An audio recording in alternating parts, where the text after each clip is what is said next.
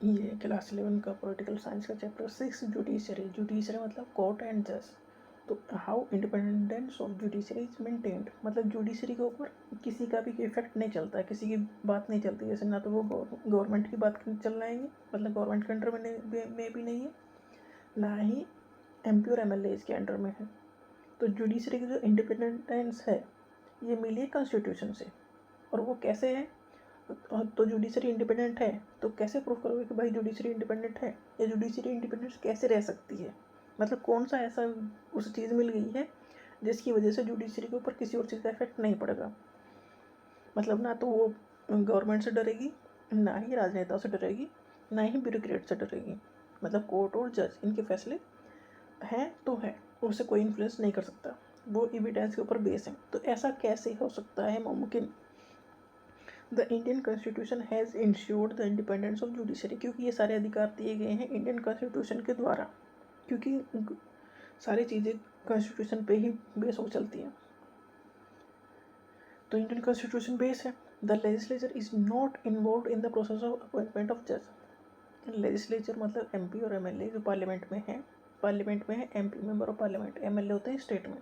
तो जो MP जो हैं वो लेजिस्लेचर है, क्योंकि वो सारी चीज़ें बनाते हैं, क्योंकि वो जनता को रिप्रेजेंट करते हैं। वो खुद नहीं गए वहाँ, वो इलेक्शन जीत के गए, और इलेक्शन जिताने वाली थी पब्लिक। तो मतलब वो एक एरिया के लोगों को रिप्रेजेंट करते हैं वहाँ। तो लेजिस्लेचर पार्लियामेंट में है। तो लेजिस्लेचर जो है वो इस चीज़ में इन्वॉल्व नहीं है कि उन किस जज का अपॉइंटमेंट किया जाएगा। तो अपॉइंटमेंट ऑफ जज से वो फ्री हो गए, मतलब अब ये उनका कोई इंटरफेरेंस नहीं रहेगा। मतलब जो कोई नौकरी देगा तो उसका इंटरफेरेंस होगा, पर वो तो दे ही नहीं रहे हैं। जज का अपना फिक्स टेन्योर है, they hold office till reaching the age of retirement. मतलब जज का जो टेन्योर है उससे उन्हें हटाना आसान नहीं है। Constitution provide a very difficult procedure for removal of जज। कॉन्स्टिट्यूशन ने एक प्रोसीजर दिया है, अगर जज को रिमूव करना तो ये प्रोसीजर फॉलो करना पड़ेगा। और वो ऐसा नहीं है कि आज किसी मंत्री के मन में आया कि इस जज को हटा देते हैं क्योंकि ये हमारे खिलाफ जाते हैं, आज फैसले सुना रहा है। ऐसा करना मुमकिन नहीं है, क्योंकि उनके रिमूवल के लिए, जज के रिमूवल के लिए भी प्रोसीजर दिया गया है इंडियन कॉन्स्टिट्यूशन में। तो उस प्रोसीजर के थ्रू ही वो रिमूव किए जा सकते हैं, और वो किसी के एक आदमी के हाथ में नहीं है। तो इसी वजह से जुडिशरी इंडिपेंडेंट है। The judiciary is not financially dependent on either the executive और लेजिस्लेचर। मतलब जुडिशरी का जो सैलरी आती है जज की, वो ना तो उसमें किसी का इंटरफेरेंस है, वो कॉन्स्टिट्यूशन के थ्रू प्रोविजंस किए गए हैं, वो सैलरी तब आती है।